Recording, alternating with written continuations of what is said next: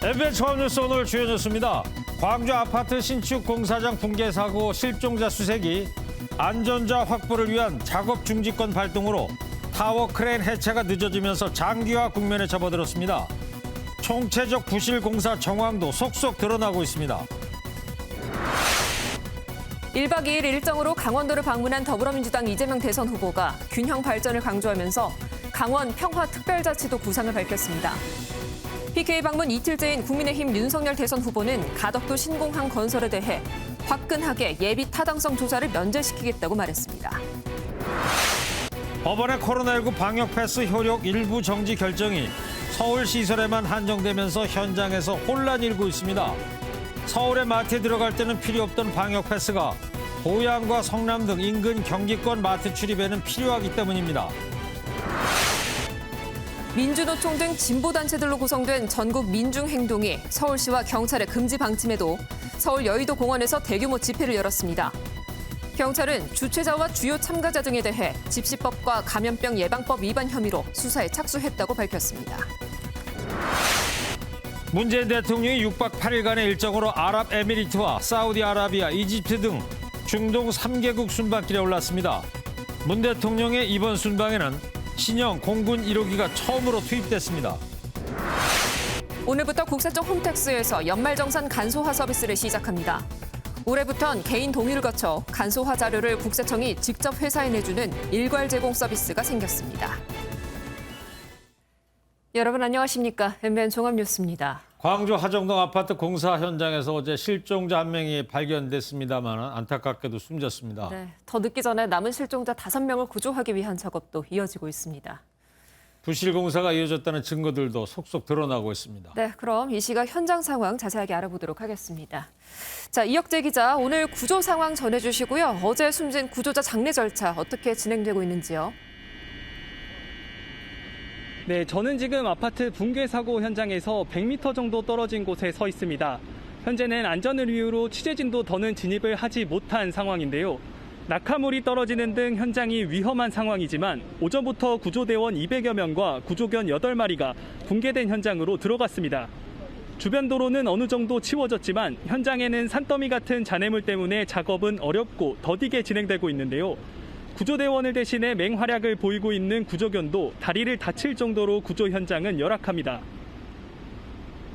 지금 철거하는 작업 거기 위에 가서 이제 계속 수색하고 왔다 갔다 거린다고 하다가 살짝 최근에도 끝인 것 같습니다. 예, 대부분 뭐 지금 이제 잔해물 치우고 있어가지고 뭐 철근 같은 것도 많이 나오고 이래가지고 좀 상황이 좋진 않습니다.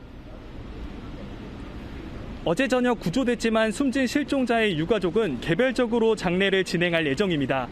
첫 번째 구조자가 발견된 곳은 지하주차장 인근으로 붕괴 당시 31층과 34층 사이에서 창호 작업을 하고 있던 것으로 파악됐습니다. 내일 정확한 사망 원인을 밝히기 위한 부검이 예정돼 있어 빈소 마련에는 시간이 더 걸릴 예정입니다. 처참한 장면입니다. 그 사고 관련한 수사는 어떻게 진행이 되고 있습니까? 수사당국은 어제 붕괴 아파트 현장 사무소를 압수수색했습니다. 경찰은 현장에서 당시 작업일지와 감리일지 등을 확보해 정밀 분석하고 있습니다. 또 현장 관계자 11명에 대해 출국 금지를 내리고 수사를 이어가고 있습니다.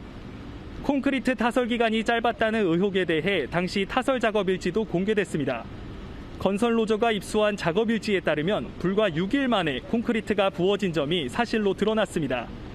아래층 콘크리트가 제대로 굳지 않았는데 쌓아 올리다 무너져 내렸다는 분석에 힘이 실릴 전망입니다.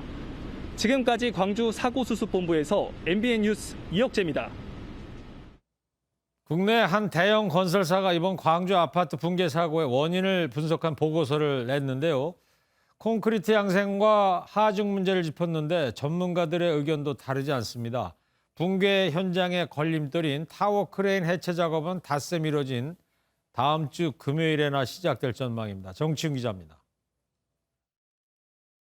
국내 한 건설사의 분석 보고서는 마지막에 콘크리트를 부었던 39층 바로 아래층에 지지대가 없었다고 밝혔습니다. 콘크리트가 다 굳기도 전에 건물 사이의 지지대인 동바리를 치워 아래층이 39층의 무게를 못 버텼다는 겁니다. 보고서에는 겨울철 콘크리트 강도 관리를 철저히 하자는 타산지석 섞는 내용도 담겼습니다. 전문가의 견해도 다르지 않습니다. 한 5개층 정도를 전치시키고 불안하니까 그 밑에 있는 걸 가지고 올라오려고 해야 되는데 이게 힘들거든요. 아마 이런 것들이 제대로 지켜졌는지. 가장 큰 걸림돌인 타워 크레인 해체는 다음 주 금요일로 닷새나 미뤄졌습니다.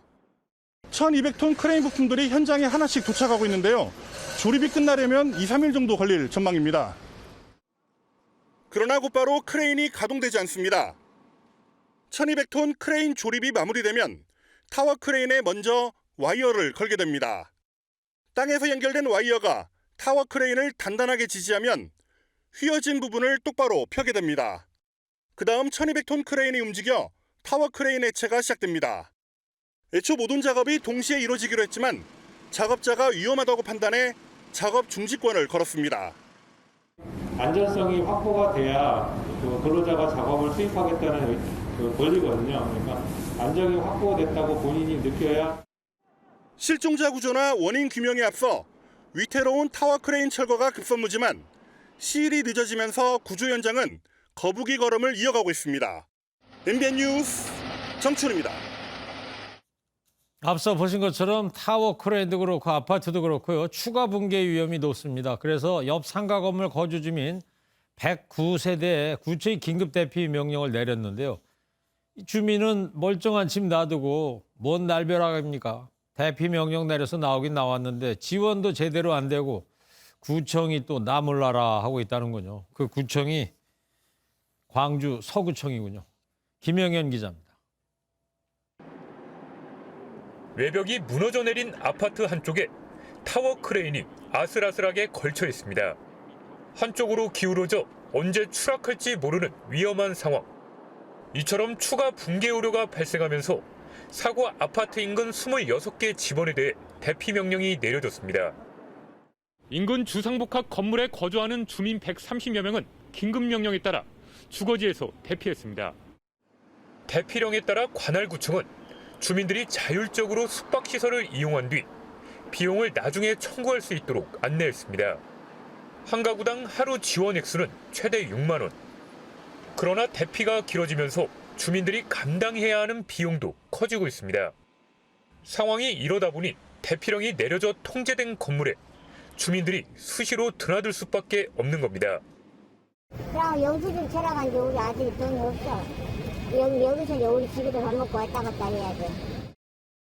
크레인 철거가 늦어지면서 대피 기간이 길어질 전망이지만 지자체와 시공사의 대책이 마련되지 않고 있다는 것이 더 큰 문제입니다.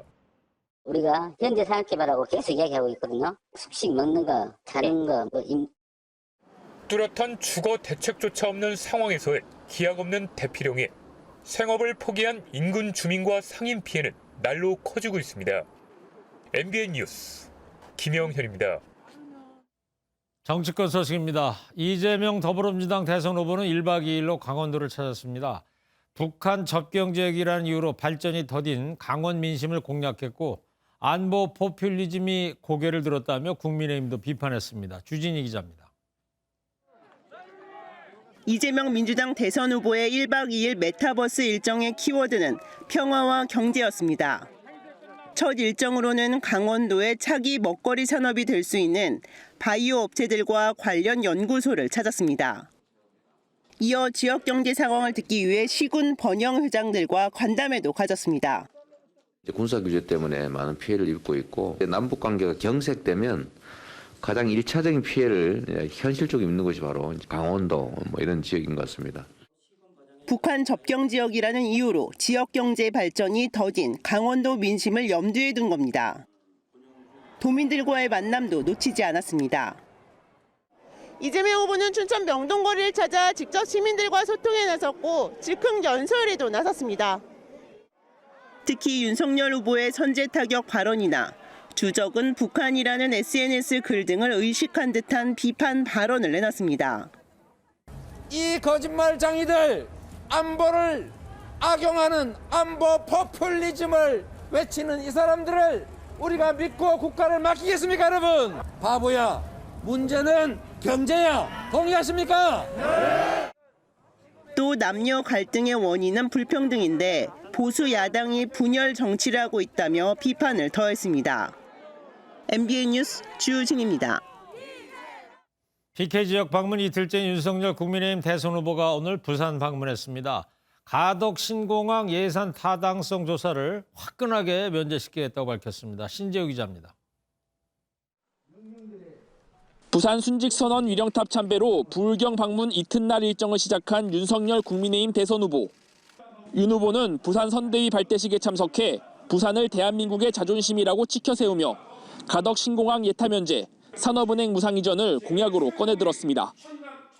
가덕도 신공항 기왕에 시작할 거면은 화끈하게 예타 면제시키겠습니다. KDB 한국산업은행을 부산으로 이전시키겠습니다.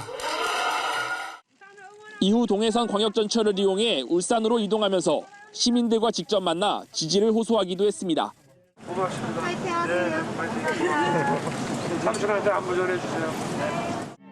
곧바로 이어진 울산 선대위 발대식에서 윤 후보는 자동차 조선산업 첨단화를 지원하고 세계적 수준의 의료 복합타운을 육성하겠다고 약속했습니다. 울산이 선도 도시가 될 수 있게 하겠습니다. 울산의 자동차 조선산업의 첨단 산업화를 적극 지원하겠습니다. 이틀간의 부울경 민심잡기를 마무리한 윤석열 후보는 내일 서울 선대위 발대식에 참석해 본격적인 수도권 표심 공략에 들어가겠다는 계획입니다. MBN 뉴스 신재우입니다. 안철수 국민의당 대선 후보는 자영업자 소상공인 대출 연장을 주장하며 경제 분야 주도권 잡기에 나섰습니다. 심상정 정의당 대선 후보는 나흘째 칩거에 들어간 가운데 당 지도부는 쇄신 의지를 다지며 심상정 있는 대선을 만들자고 호소했습니다. 김순철 기자의 보도를 먼저 보시고요. 내일이죠. 김건희 씨 통화 내용 공개, 우종환 기자와 집중적으로 알아보도록 하겠습니다. 코로나19가 확산한 뒤 정부는 소상공인을 상대로 세 차례에 걸쳐 대출 만기를 연장하고 원금과 이자 상환을 유예해왔습니다. 문제는 해당 정책이 오는 3월 말에 끝난다는 점입니다. 3월 말까지 종료하는 것을 원칙으로 해서 앞으로 이 부분에 대해서 어떻게 대응해 나갈지를 지금 면밀히 분석을 하고 있고, 이에 안철수 국민의당 대선 후보는 SNS에 글을 올리고 대출 상환에 대한 추가 유예가 필요하다며 경제 분야 주도권 잡기에 나섰습니다. 유예 조치를 한다면 반드시 연장금리도 인상 전 대출금리를 그대로 적용해야 실질적인 효과가 있다며 목소리를 높이기도 했습니다. 한편 지난 12일부터 나흘째 칩거에 들어간 심상정 정의당 대선 후보. 당 지도부는 오늘 의원단과 시도위원장이 모두 참석한 긴급 연석회의를 열고 거듭 쇄신 의지를 다졌습니다. 다시 일어서겠습니다. 무엇을 고쳐야 할지 제대로 성찰하겠습니다. 국민 여러분, 심상정 없는 대선이 아니라 심상정 있는 대선을 만들어 주십시오. 정치권 일각에서는 심 후보가 이르면 내일쯤 복귀할 것이라는 관측이 나오는 가운데 지지율 정치에 빠진 정의당의 고민은 점점 깊어지는 모양새입니다. MBN 뉴스 김순철입니다.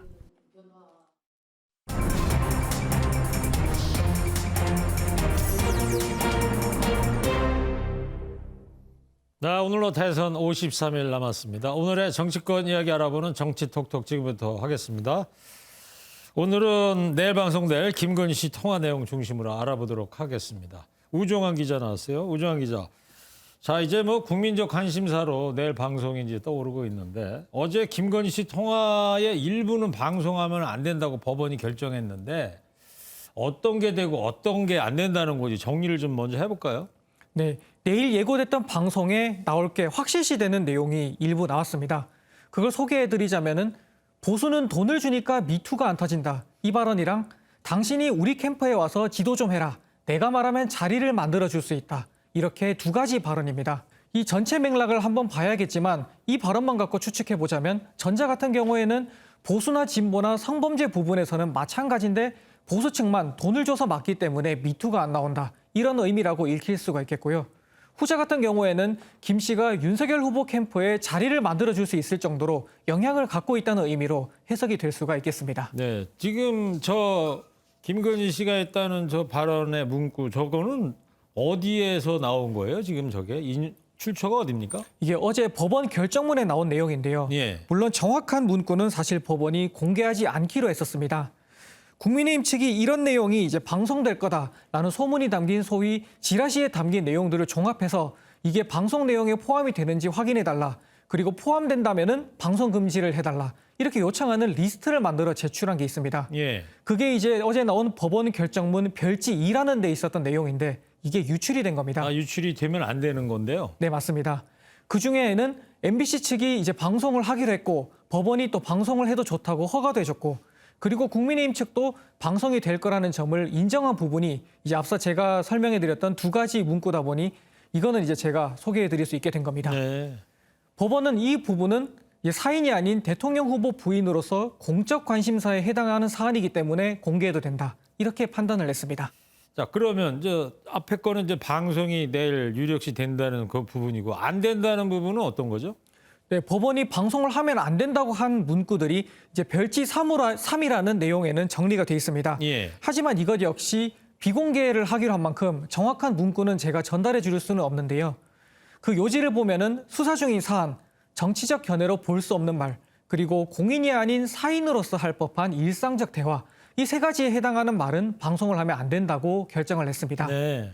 이를 따라 추측해 보면은 도이치모터스 사건 등 수사에 영향을 줄 수 있는 말이라 그리고 언론에 대한 개인적인 불만 표시 이런 것들이 이제 방송에는 나오지 않을 걸로 추정이 되고 있습니다.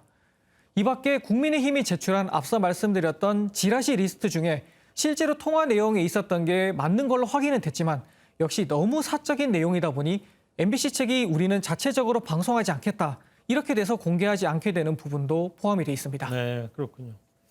자, 어쨌든 결국 뭐 일부 내용이라도 보도가 될 예정이지 상황이다 보니까 홍준표 의원이 이런 말 했잖아요. 괜히 일을 키운 게 아니냐, 국민의힘 쪽에서. 내부에서 이런 비판이 나오고 있는데 국민의힘 오늘 반응은 어떻습니까? 네, 앞서 법원 결정이 나오기 전만 해도 국민의힘 의원들이 MBC에 항의 방문을 하는 등 적극적인 행동을 보였었죠. 어제 오전 상황이죠? 네, 맞습니다. 그럼에도 일부 내용을 방송할 수 있다는 결정이 나오면서 결국 홍준표 의원 말대로 괜히 관심만 키워졌다는 지적이 어느 정도 맞아떨어지게 됐습니다.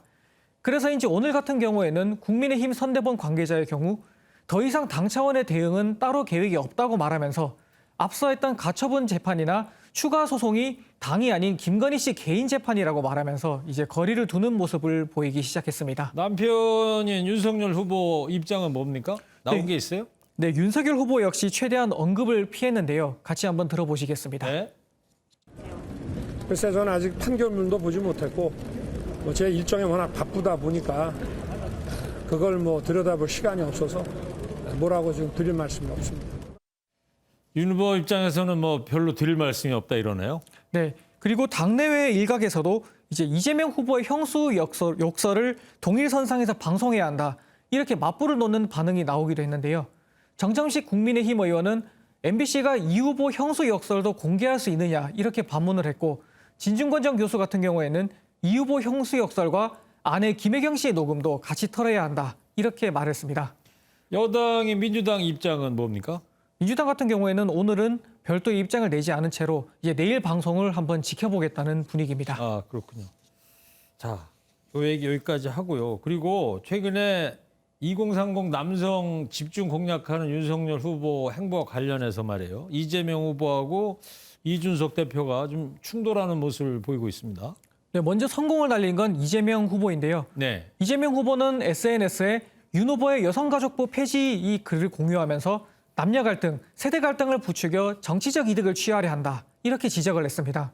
일명 이대남에 집중하고 있는 윤 후보와 달리 자신은 성별을 가리지 않고 목소리를 듣는다며 내심 이대녀에게 러브콜을 하는 모습이죠. 이 후보 말 들어보시겠습니다. 모든 사람들의 얘기를 가능하면 들어야 됩니다. 그 모두가 국민이기 때문에 옳다 그르다 판단은 나중 문제고요. 실제 이 후보는 2030 여성 쪽 유튜브 채널에 출연을 예고하기도 했었는데요. 이에 이준석 국민의힘 대표는 SNS에 이재명 후보의 젠더관과 공약을 내놓으면 되지 말이 많다. 혹시 보고 좀 드셨느냐 이렇게 반박을 했습니다. 네, 지금 이준석 대표가 보고 얘기를 했는데 저게 뭔 뜻이에요? 보고 좀 드셨냐 저 말이?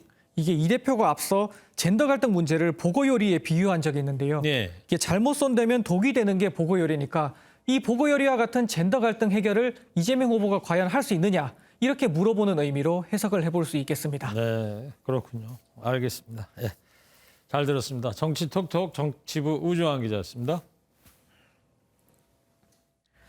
네, 다음 소식입니다. 어제 법원이 서울 시내 백화점과 마트 등의 방역 패스 효력을 중단했습니다. 그 즉시 미접종자의 마트 출입이 가능해졌죠. 그런데 서울에만 해당된 거라 다른 지역에서는 방역 패스 효력이 여전합니다. 경기도민에만 해도 서울로 장 보러 가야 하는 거냐는 형평성 논란이 나오고 있습니다. 먼저 심가현 기자입니다. 입구에 선 직원들이 방문객들의 백신 접종 여부를 꼼꼼히 체크합니다. 매장 입장 후 QR코드 체크인 부탁드릴게요. 많은 협조 바랍니다. 접종 완료자입니다. 어제 법원 결정으로 서울 시내 3,000제곱미터 이상 상점과 마트, 백화점에 적용된 방역 패스의 효력은 잠정 중단됐지만 경기 지역 대규모 점포에선 여전히 방역 패스가 시행 중입니다. 서울이랑 이제 접경을 하고 있으니까 사실 뭐 지역 구분 없이 왕래가 많이 있잖아요. 아 참 여기가 경기도지 하고 또 이게 안 되거나 이러면 혼란이 있을 수 있죠. 서울 가서 하면 되겠어. 서울시만 효력 정지가 적용되면서 당분간 방역 패스를 둘러싼 혼란은 이어질 것으로 보이는데 일부에서는 방역 패스 처분 집행 정지 신청을 지자체별로 추가로 제출하려는 움직임도 보입니다. 혼란 속에 맞은 주말 신규 확진자 수는 4,423명으로 나흘째 4,000명대를 기록했고 위중증 환자도 이틀째 600명대를 이어나갔습니다. 방역당국은 2주 내에 오미크론이 우세종이 되면서 환자가 급증할 것으로 보고 현행 거리두기를 3주 연장해 설 연휴까지 방역의 고삐를 조이기로 했습니다. 단 사적 모임 인원은 4명에서 6명까지로 소폭 완화했습니다. 정부는 주말 이후 모레 회의를 거쳐 방역 패스 조정에 대한 공식 입장을 밝힐 예정입니다. MBN 뉴스 심가현입니다. 방역 지침을 어긴 식당과 업소가 경찰에 적발되고 있습니다. 서울 송파구에선 자정 넘어서 영업을 하고 또 미성년자에게 술을 판 음식점이 단속에 걸렸고요. 종로구 단속 중엔 유흥업소에 숨어있던 17명이 덜미를 잡혔는데 이 과정에선 탁자에 놓인 녹지 않은 얼음을 본 경찰관의 눈썰미가 검거에 결정적 역할을 했습니다. 김민영 기자의 단독 보도입니다. 깊은 밤 서울 송파구의 한 식당 앞에 순찰차가 도착하고 경찰관들이 잇따라 건물 지하로 들어갑니다. 잠시 뒤 손님들을 데리고 나와 인적 사항을 확인합니다. 밤 9시에서 다음 날 오전 5시까지는 영업을 금지한 방역 수칙을 위반하다가 적발된 겁니다. 신고를 받고 출동한 경찰은 50대 업주 A씨와 손님 18명을 감염병 예방법 위반 혐의로 적발했습니다. 건물 화장실을 쓰고 나오는 손님에게 출입문 열쇠를 받고 들어가 현장을 덮친 겁니다. 싸우는 건 아니고 크게 이렇게 언성을 높이고 근데 그게 길진 않았어요. 그런데 문제는 이뿐만이 아니었습니다. 50대 업주는 10대 청소년 4명에게 술을 팔아 청소년보호법 위반 혐의로도 붙잡혔습니다. 오늘 새벽 2시 10분쯤에는 서울 종로구에서 불법 영업을 하던 유흥업소가 경찰 단속에 걸렸습니다. 당시 11차례나 112 신고가 접수된 것으로 전해졌는데 막상 출동 현장에는 아무도 없었습니다. 하지만 술상에 놓인 얼음이 채 녹지 않은 점을 수상히 여긴 경찰이 샅샅이 수색했고 결국 업소 관계자와 손님 등 17명이 붙잡혔습니다. 위반 내용은 9시 이후에 영업했다는 것 때문에 단속을 하는 것. 방역 수칙을 가볍게 여기는 이들 탓에 일상 회복은 또다시 멀어지고 있습니다. MBN 뉴스 김민영입니다. 오미크론 변이로 지구촌 곳곳이 몸살을 앓고 있습니다. 하루에 확진자 80만 명이 나오는 미국에선 시민들의 기본적인 생활마저 위협받고 있고요. 가까운 나라 일본에서도 확진자가 폭증하는 등 오미크론 확산세가 무섭습니다. 윤석정 기자입니다. 한 손님이 물건이 거의 없는 진열대를 쳐다봅니다. 또 다른 매장도 텅 빈 선반을 찾기 어렵지 않습니다. There's no meat, no toilet paper. It's just unbelievable. 코로나 사태 장기화로 미국 전역에서 인력 부족과 이에 따른 부작용이 속출하고 있습니다.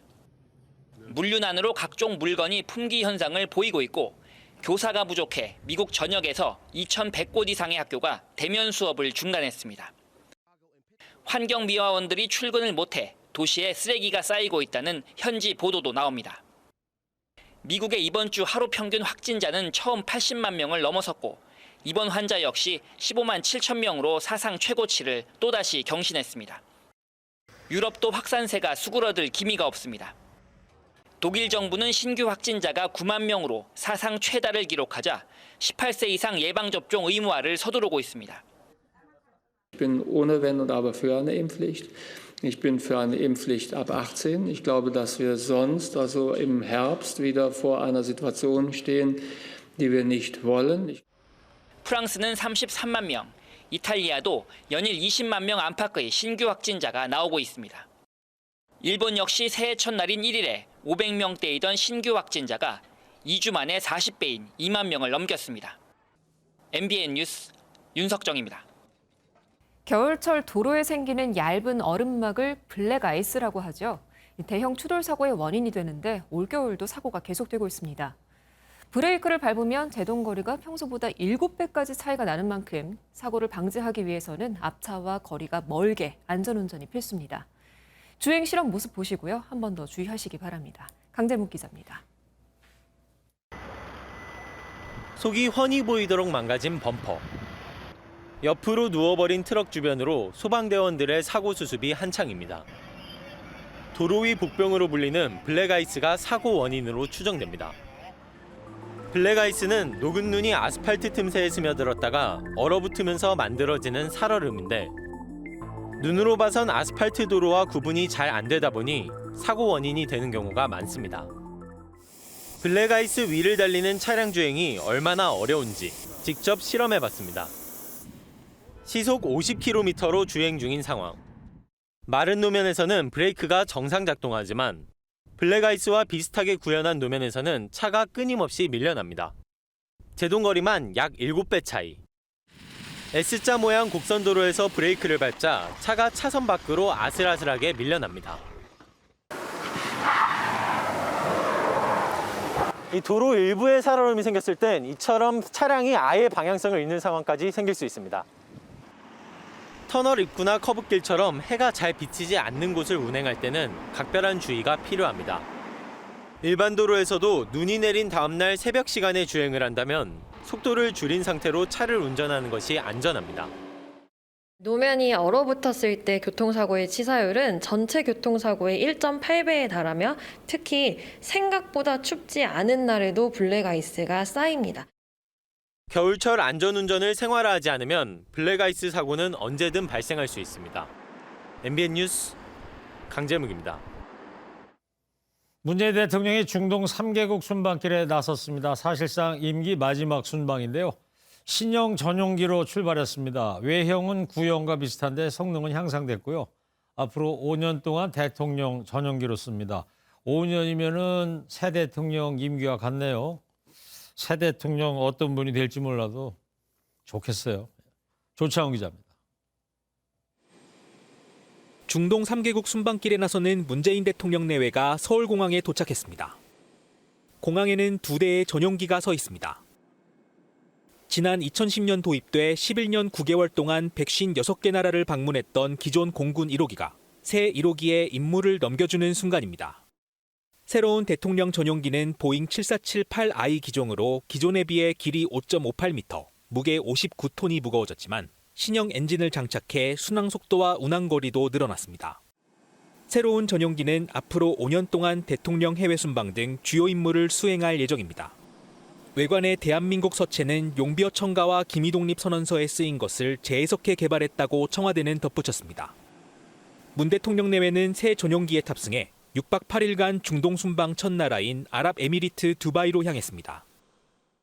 중동은 우리의 최대 에너지 수입원이자 우리 기업들의 미래 성장 동력 확보에 있어 매우 중요한 지역입니다. 사우디아라비아와 이집트를 차례로 방문하는 문 대통령은 오는 22일 귀국할 예정입니다. MBN 뉴스 조창훈입니다. 북한이 어제 이스칸데르 미사일 2발 쐈습니다. 지난번처럼 철길에 멈춘 열차에서 쐈고요. 이스칸데르 이거 찾아보니까 알렉산더 대왕의 아랍식 이름이고 변칙 비행하는 미사일이라고 하는데요. 저 서쪽 평북 의주에서 발사해서 동해 함경도 앞바다 바위섬에 명중시켰다고 합니다. 하도 싸대갖고 저 섬이 남아나질 않겠습니다. 강영호 기자입니다. 열차에서 발사된 미사일이 불꽃과 연기를 내뿜으며 하늘로 올라갑니다. 북한 매체가 공개한 단거리 탄도미사일 발사 장면입니다. 10분 간격으로 발사된 두 발의 탄도미사일은 북한판 이스칸데르로 불리는 KN-23 기종으로 확인됐습니다. 철도 기동 미사일 연대는 14일 오전 총참모부로부터 불의의 화력 임무를 접수하고 두 발의 전술 유도탄으로 조선동 이상의 설정 목표를 명중 타격했습니다. 북한이 열차에서 미사일 시험을 진행한 건 지난해 9월에 이어 두 번째입니다. 철로를 이용해 어디서든 발사할 수 있고 여객용으로 위장해 감시망을 피할 수도 있습니다.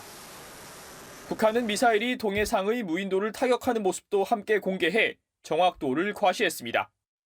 훈련의 일환이라고 얘기를 하고 있죠. 자신들의 미사일 발사가 다른 국가와 유사하게 평상시에 자신들의 자위력을 강화하기 위한 김정은 위원장이 참관하지 않고 미국 본토를 타격할 수 없는 단거리 미사일이었다는 점에서 수위를 조절했다는 분석도 나옵니다. 오늘 오전 진행된 한미 외교장관 통화에서 블링컨 미 국무장관은 북한의 미사일 도발을 규탄한 것으로 전해졌습니다. MBN 뉴스 강영호입니다.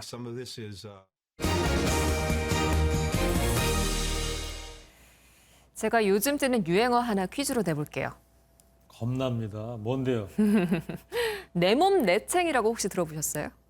내 몸 내챙? 네. 뭐 줄임말이죠. 그거. 맞아요.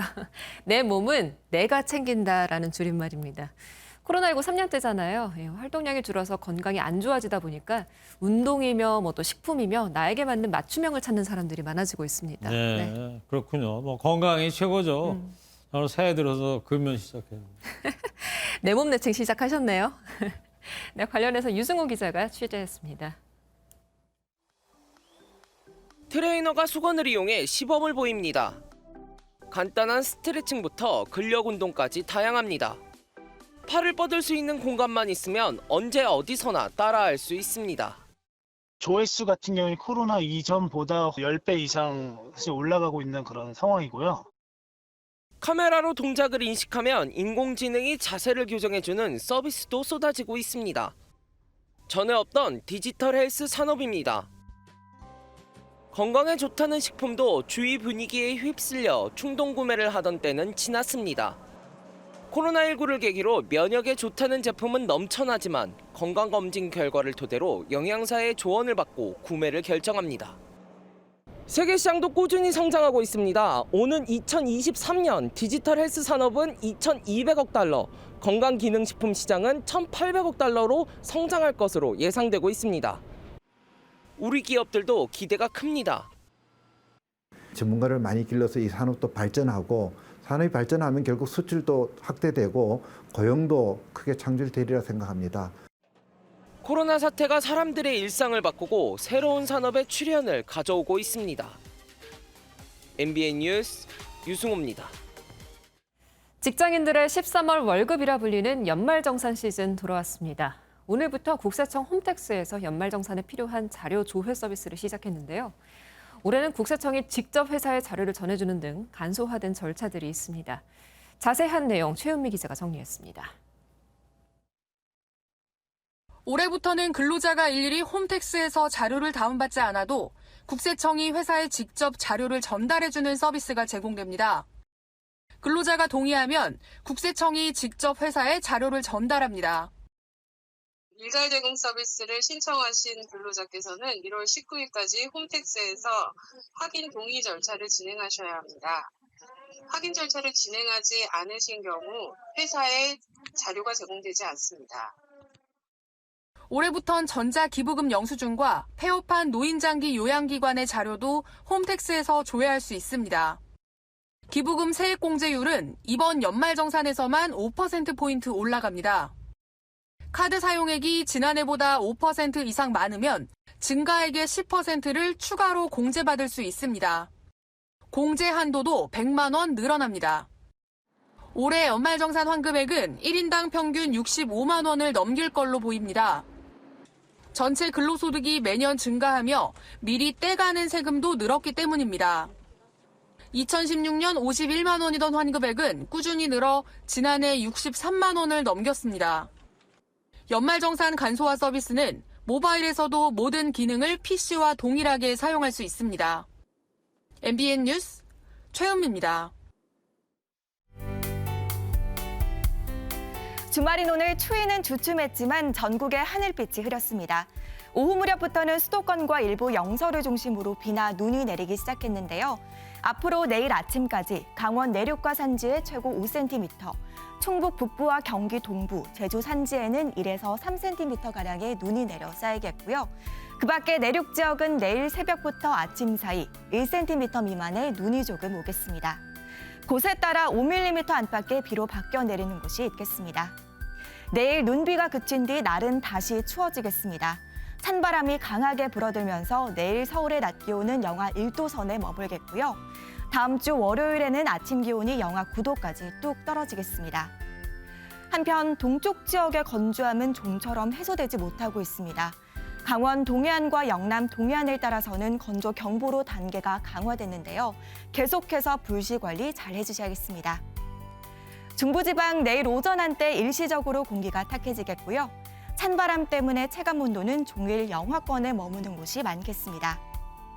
남부지방 호남은 오전에, 영남과 제주는 오후에 일시적으로 미세먼지 농도가 짙게 나타나겠습니다. 동해안 지역은 높은 너울성 파도에 유의하셔야겠습니다.